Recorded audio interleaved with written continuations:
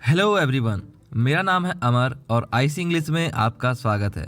तो आज इस वीडियो में मैं आपको बताऊंगा प्रोनाउंस यानी सर्वनाम, वर्ब्स यानी क्रियाएं और rule for helping verb with subject यानी सहायक क्रिया के लिए कर्ता के साथ नियम, यानी जो कर्ता होते हैं उनके साथ कौन कौन सी हेल्पिंग वर्ब लगती हैं, और साथ ही कुछ एग्जाम्पल सेंटेंसेस जो आपको यह टॉपिक समझने में हेल्पफुल रहेंगे।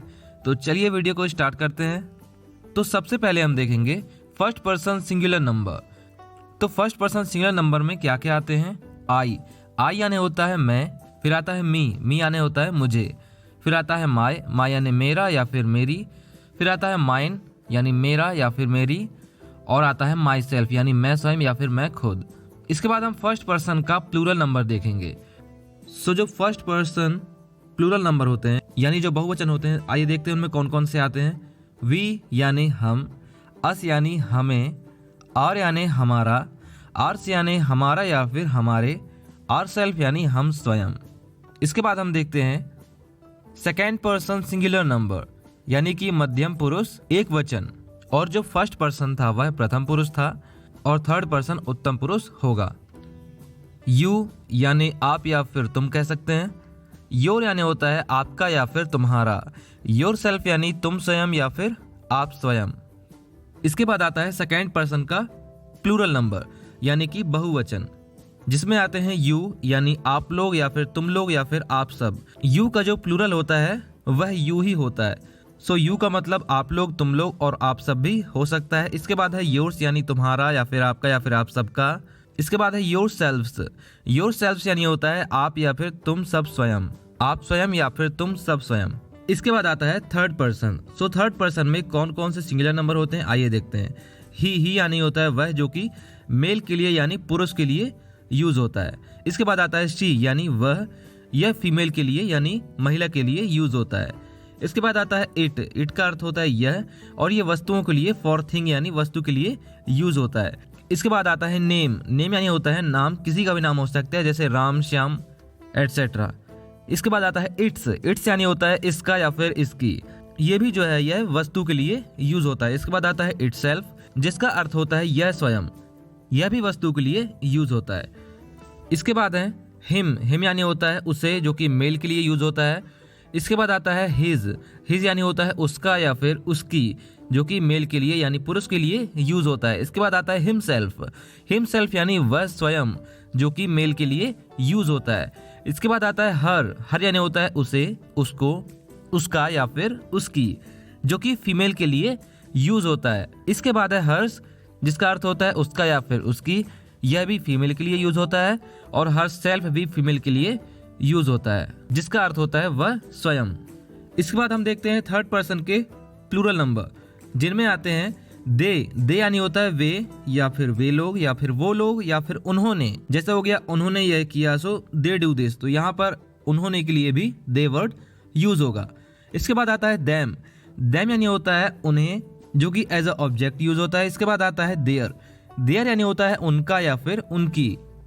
इसके बाद आता है देयर्स यानी उनका या फिर उनके। इसके बाद आता है देम सेल्फ्स यानी वे स्वयं। तो आइए अब हम देखते हैं important rule for using helping verb with subject. तो इसके लिए यहाँ पर मैंने एक टेबल दी हुई है, जहाँ पर सब्जेक्ट और प्रेजेंट टेंस में कौन सी हेल्पिंग वर्ब यूज होंगी, पास्ट टेंस में कौन सी हेल्पिंग वर्ब यूज होंगी और फ्यूचर टेंस में कौन सी हेल्पिंग वर्ब यूज होंगी, अकॉर्डिंग टू सब्जेक्ट मैंने यहाँ पर टेबल में दिया हुआ है। तो हमारा जो सबसे पहला सब्जेक्ट है आई यानी होता है मैं, और यदि प्रेजेंट टेंस होगा सो प्रेजेंट टेंस के भी 4 टाइप्स होते हैं। सो इन 4 टाइप्स में आप जो है आई के साथ एम या फिर हैव हेल्पिंग वर्ब यूज करेंगे। पास्ट टेंस होता है, पास्ट टेंस के जितने भी टाइप्स होते हैं, इंडेफिनिट, कॉन्टिन्यूअस, परफेक्ट और परफेक्ट कॉन्टिन्यूअस, तो इन सब टेंस में भी आई के साथ वॉज या फिर हैड हेल्पिंग वर्ब यूज होगी। इसके बाद आता है फ्यूचर टेंस, जिसमें विल और will have helping verb use होती है।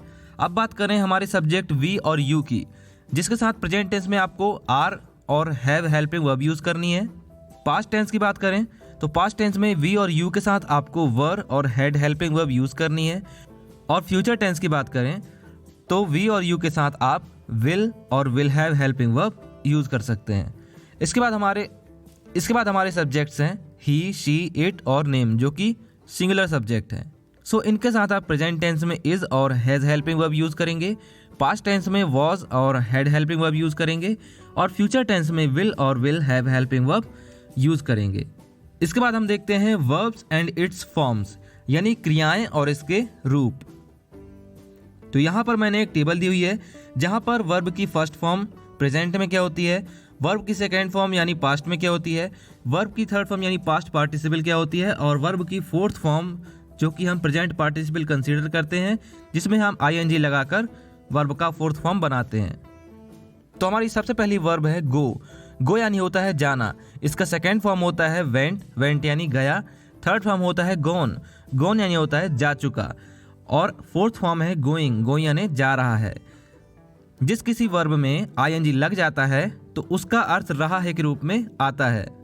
नेक्स्ट वर्ब है हमारी कम। कम यानी होता है आना, इसका सेकेंड फॉर्म है केम, केम यानी होता है आया, थर्ड फॉर्म है कम, कम यानी आ चुका, फोर्थ फॉर्म है कमिंग, कमिंग यानी आ रहा है। नेक्स्ट वर्ब है ईट, ईट यानी होता है खाना, सेकेंड फॉर्म है एट, एट यानी खाया, थर्ड फॉर्म है ईटन, ईटन यानी होता है खा चुका, फोर्थ फॉर्म है ईटिंग, ईटिंग यानी खा रहा है। नेक्स्ट वर्ब है लर्न, लर्न यानी होता है सीखना, सेकेंड फॉर्म है लर्न, लर्नट यानी होता है सीखा, और थर्ड फॉर्म है लर्नट, लर्नट यानी होता है सीख चुका। इसके बाद जो फोर्थ फॉर्म है ING लगाकर हो जाएगा लर्निंग, लर्निंग यानी होता है सीख रहा है। अगली वर्ब है लुक, लुक यानी होता है देखना, सेकेंड फॉर्म है लुक्ड, लुक्ड यानी देखा, थर्ड फॉर्म है लुक्ड, लुक्ड यानी देख चुका, और फोर्थ फॉर्म है लुकिंग, लुकिंग यानी देख रहा है। सो बेसिकली जो वर्ब की थर्ड फॉर्म होती है वह हैव और हैज़ के साथ यूज होती है। जब भी हमारी हेल्पिंग वर्ब हैव या फिर हैज़ रहेगी तो हमें वर्ब की थर्ड फॉर्म यूज करनी होती है, और वर्ब की जो थर्ड फॉर्म होती है वह पैसिव वॉइस में भी यूज होती है। अगली वर्ब है कैच, कैच यानी होता है पकड़ना, सेकेंड फॉर्म है कॉट, कॉट यानी पकड़ा, थर्ड फॉर्म भी है कॉट, कॉट यानी पकड़ चुका, और फोर्थ फॉर्म है कैचिंग, कैचिंग यानी होता है पकड़ रहा है। नेक्स्ट वर्ब है जंप, जंप यानी होता है कूदना, सेकेंड फॉर्म है जंप्ड, जंप्ड यानी कूदा, थर्ड फॉर्म भी है जंप्ड, जंप्ड यानी कूद चुका, फोर्थ फॉर्म है जंपिंग, जंपिंग यानी कूद रहा है। नेक्स्ट वर्ब है ओपन, ओपन यानी होता है खोलना, सेकेंड फॉर्म है ओपन, ओपन यानी खोला, थर्ड फॉर्म भी है ओपन, ओपन यानी होता है खोल चुका, फोर्थ फॉर्म है ओपनिंग, ओपनिंग यानी होता है खोल रहा है। इसके बाद अगली वर्ब है टीच, टीच यानी होता है पढ़ाना, सेकेंड फॉर्म है टॉट, टॉट यानी होता है पढ़ाया, थर्ड फॉर्म है टॉट जिसका अर्थ होता है पढ़ा चुका, फोर्थ फॉर्म है टीचिंग, टीचिंग यानी पढ़ा रहा है। इसके बाद जो नेक्स्ट वर्ब है स्पीक, स्पीक यानी होता है बोलना, सेकेंड फॉर्म है स्पोक, स्पोक यानी होता है बोला, थर्ड फॉर्म है स्पोकन, स्पोकन यानी होता है बोल चुका, फोर्थ फॉर्म है स्पीकिंग, स्पीकिंग यानी बोल रहा है। नेक्स्ट वर्ब है रीड, रीड यानी होता है पढ़ना, सेकेंड फॉर्म है रेड। सो जो रीड की जो सेकेंड फॉर्म होती है उसे रेड प्रोनाउंस किया जाता है, स्पेलिंग सेम ही रहती है लेकिन इसका प्रोनाउंसिएशन रेड के रूप में होता है। सो वर्ब की जो सेकेंड फॉर्म है वह है रेड जिसका अर्थ होता है पढ़ा, थर्ड फॉर्म भी है रेड जिसका अर्थ होता है पढ़ चुका, और जो फोर्थ फॉर्म है वह है रीडिंग, रीडिंग यानी पढ़ रहा है। नेक्स्ट वर्ब है प्ले, प्ले यानी होता है खेलना, सेकेंड फॉर्म है प्लेड, प्लेड यानी होता है खेला, थर्ड फॉर्म होता है प्लेड, प्लेड यानी खेल चुका, फोर्थ फॉर्म है प्लेइंग, प्लेइंग यानी खेल रहा है। नेक्स्ट वर्ब देखिए रन, रन यानी होता है दौड़ना, सेकेंड फॉर्म है रैन, रैन यानी दौड़ा, और थर्ड फॉर्म है रन, रन यानी दौड़ चुका, फोर्थ फॉर्म है रनिंग, रनिंग यानी दौड़ रहा है। नेक्स्ट वर्ब है ड्रिंक, ड्रिंक यानी होता है पीना, सेकेंड फॉर्म है ड्रैंक, ड्रैंक यानी पिया, और थर्ड फॉर्म है ड्रंक, ड्रंक यानी पी चुका, फोर्थ फॉर्म है ड्रिंकिंग, ड्रिंकिंग यानी पी रहा है। नेक्स्ट वर्ब है टेक, टेक यानी होता है लेना, सेकेंड फॉर्म है टुक, टुक यानी होता है लिया, थर्ड फॉर्म होता है टेकन, टेकन यानी ले चुका, फोर्थ फॉर्म है टेकिंग, टेकिंग यानी होता है ले रहा है। सो यहाँ पर आपने कई सारी वर्ब्स देखी और उसके फॉर्म्स देखे, और साथ में उसका अर्थ क्रिया के रूप बदलने से कैसे बदलता है वह भी आपने सीखा। अब हम आगे देखते हैं एग्जाम्पल सेंटेंसेस यानी उदाहरण वाक्य। तो चलिए स्टार्ट करते हैं। सबसे पहला सेंटेंस है वह दौड़ में पहला आया, वह दौड़ में पहला आया यानी he came first in the race, he came first in the race, वह दौड़ में पहला आया। नेक्स्ट सेंटेंस है मैंने यह अनुभव से सीखा। मैंने यह अनुभव से सीखा यानी I learned this from experience.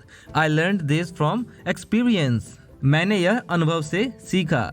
Next sentence है वह हमेशा काले कपड़े पहनता था। वह हमेशा काले कपड़े पहनता था यानी ही ऑलवेज वोर ब्लैक क्लोथ्स। ही ऑलवेज वोर ब्लैक क्लोथ्स। वह हमेशा काले कपड़े पहनता था। नेक्स्ट सेंटेंस है वह निश्चित ही यहाँ आएगा। वह निश्चित ही यहाँ आएगा। He will certainly come here. He will certainly come here. वह निश्चित ही यहाँ आएगा। यहाँ पर आप यह चीज़ नोटिस करते जाइए कि किस सब्जेक्ट के साथ कौन सी हेल्पिंग वर्ब यूज हो रही है, जैसा कि मैंने आपको टेबल में बताया था। आगे बढ़ते हैं। नेक्स्ट सेंटेंस है हम जल्द ही निर्णय लेंगे। हम जल्द ही निर्णय लेंगे। We will take a decision very soon. We will take a decision very soon. हम जल्द ही निर्णय लेंगे। नेक्स्ट सेंटेंस है तुम ठंड से कब कपा रहे हो। तुम ठंड से कब कपा रहे हो यानी you are shivering with cold. You are shivering with cold. तुम ठंड से कब कपा रहे हो। नेक्स्ट सेंटेंस है मैं बस का इंतजार कर रहा हूँ। मैं बस का इंतजार कर रहा हूँ। I am waiting for the bus. I am waiting for the bus. मैं बस का इंतजार कर रहा हूँ। नेक्स्ट सेंटेंस है उसे बहुत पसीना आ रहा था। उसे बहुत पसीना आ रहा था यानी he was sweating profusely. He was sweating profusely यानी उसे बहुत पसीना आ रहा था। नेक्स्ट सेंटेंस है वे मेरी तरफ देख रहे थे। वे मेरी तरफ देख रहे थे यानी they were looking at me. They were looking at me. वे मेरी तरफ देख रहे थे। नेक्स्ट सेंटेंस है वह तुम्हारा इंतजार कर रहा होगा। वह तुम्हारा इंतजार कर रहा होगा यानी he will be waiting for you. He will be waiting for you. वह तुम्हारा इंतजार कर रहा होगा। नेक्स्ट सेंटेंस है वह पढ़ाई कर रहा होगा। वह पढ़ाई कर रहा होगा यानी he will be studying. He will be studying. वह पढ़ाई कर रहा होगा। नेक्स्ट सेंटेंस है मैंने उसकी अनुमति ली है। मैंने उसकी अनुमति ली है यानी I have taken his permission. I have taken his permission. मैंने उसकी अनुमति ली है। नेक्स्ट सेंटेंस है मैं यह समझ गया हूँ। मैं यह समझ गया हूँ यानी I have understood this. I have understood this. मैं यह समझ गया हूँ। नेक्स्ट सेंटेंस है मैंने उसे बताया था। मैंने उसे बताया था यानी I had told him. I had told him. मैंने उसे बताया था। नेक्स्ट सेंटेंस है उसने यह खबर सुनी होगी। उसने यह खबर सुनी होगी। He will have heard this news. He will have heard this news. उसने यह खबर सुनी होगी। नेक्स्ट सेंटेंस है वह अब तक घर पहुंच गया होगा। वह अब तक घर पहुंच गया होगा। He will have reached home by now. He will have reached home by now. वह अब तक घर पहुंच गया होगा। नेक्स्ट सेंटेंस है वह आजकल बहुत पढ़ाई कर रहा है। वह आजकल बहुत पढ़ाई कर रहा है। He has been studying hard recently. He has been studying hard recently. वह आजकल बहुत पढ़ाई कर रहा है। नेक्स्ट सेंटेंस है मैं वहाँ 10 साल से रह रहा था। मैं वहाँ 10 साल से रह रहा था यानी I had been living there for 10 years. I had been living there for 10 years. मैं वहाँ 10 साल से रह रहा था। So the next and last sentence is इस महीने के आखिर तक हमें यहाँ रहते हुए 5 साल हो जाएंगे। इस महीने के आखिर तक हमें यहाँ रहते हुए 5 साल हो जाएंगे यानी by the end of this month we will have been living here for 5 years. By the end of this month we will have been living here for 5 years. इस महीने के आखिर तक हमें यहाँ रहते हुए 5 साल हो जाएंगे। सो फ्रेंड्स, वीडियो पसंद आया हो, यूजफुल लगा हो तो प्लीज़ लाइक कीजिएगा और चैनल को सब्सक्राइब कीजिएगा। Thank you.